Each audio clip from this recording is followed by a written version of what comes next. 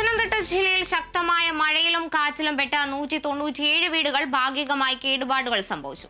തിരുവല്ല താലൂക്കിലാണ് ഏറ്റവും കൂടുതൽ നാശനഷ്ടം സംഭവിച്ചിരിക്കുന്നത്. ഇവിടെ 53 വീടുകൾക്കാണ് കേടുപാടുകൾ സംഭവിച്ചത്. 40 കുടുംബങ്ങളെ 8 ദുരിതാശ്വാസ ക്യാമ്പുകളിലേക്ക് മാറ്റി.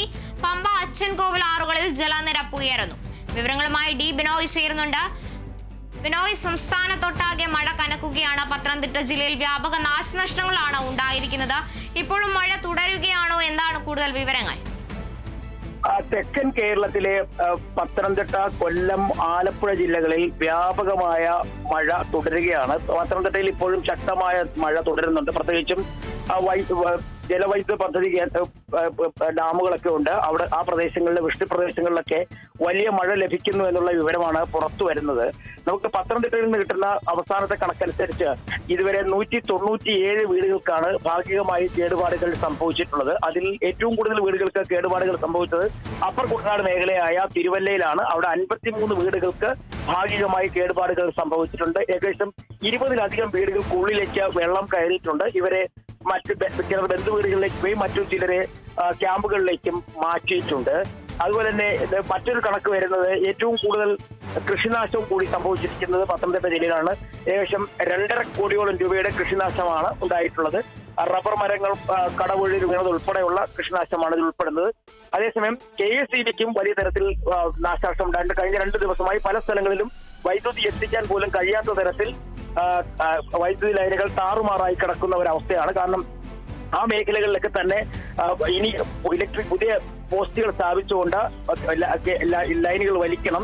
ഏകദേശം 68 ലക്ഷം രൂപയുടെ നഷ്ടമാണ് അത്തരത്തിൽ KSEBിക്കും ഉണ്ടായിരിക്കുന്നത്. 8 ദുരിതാശ്വാസ ക്യാമ്പുകളിലായി 40 കുടുംബങ്ങളെയാണ് പാർപ്പിച്ചിരിക്കുന്നത്. അത് തിരുവല്ല, മല്ലപ്പള്ളി ഉൾപ്പെടെയുള്ള പ്രദേശങ്ങളിലാണ് ഇത്തരത്തിൽ ദുരിതാശ്വാസ ക്യാമ്പുകൾ തുടങ്ങിയിരിക്കുന്നത്.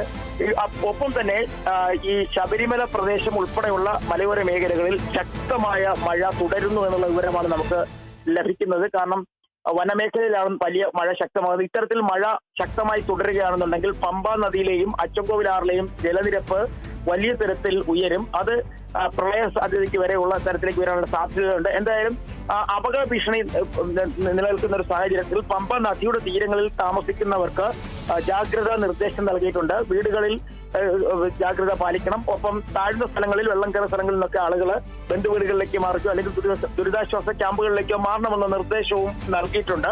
നിലവിൽ ഇപ്പോൾ അത്തരത്തിൽ ഒരു ഭീഷണി ഒന്നും തന്നെ ഇല്ലെങ്കിൽ പോലും ആറന്മുള സത്രക്കടവ് ഭാഗത്ത് പമ്പയാറിൽ നിന്നുള്ള വെള്ളം റോഡിലേക്ക് കയറുന്നതായുള്ള വാർത്തകൾ വരുന്നുണ്ട്. ഒപ്പം അച്ചൻകോവിലാറും പല സ്ഥലങ്ങളിലും കരകവിഞ്ഞു നിൽക്കുന്നു. കുമ്പഴയിൽ അങ്കനവാടിയിലേക്ക് വെള്ളം കയറിയിട്ടുണ്ട്. ഇത്തരത്തിൽ പല സ്ഥലങ്ങളിലായി വെള്ളം കയറി തുടങ്ങിയിട്ടുണ്ട്. അതുകൊണ്ട് തന്നെ വലിയ ജാഗ്രതാ നിർദ്ദേശമാണ് ജില്ലാ കളക്ടർ നൽകിയിട്ടുള്ളത്. മൂഴിയാർ ഡാമില് ജലനിരപ്പ് 192 പരമാവധി സംഭരണ ശേഷി. അതിൽ 191 വരെ എത്തിയ സാഹചര്യത്തിൽ റെഡ് അലർട്ട് കൊടുത്തിട്ടുണ്ട്.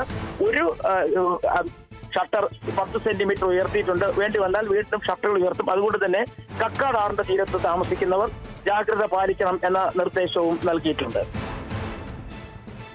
ശരി, പത്തനംതിട്ട ജില്ലയിൽ ശക്തമായ മഴയിൽ മഴക്കെടുതി രൂക്ഷമായിരിക്കുകയാണ്. ശക്തമായ കാറ്റിലും മഴയിലും 197 വീടുകൾക്കാണ് ഭാഗികമായി കേടുപാടുകൾ സംഭവിച്ചത്. അതോടൊപ്പം തന്നെ നദികളിൽ ജലനിരപ്പ് ഉയരുന്നതും ആശങ്ക സൃഷ്ടിക്കുകയാണ്.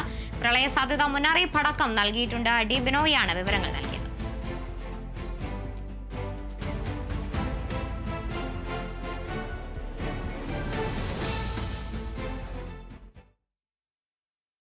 ഇനിയൊരു ഇടവേളയാണ്. ഇടവേളയ്ക്ക് ശേഷം മറ്റു വാർത്തകളിലേക്ക് തിരികെ എത്താം.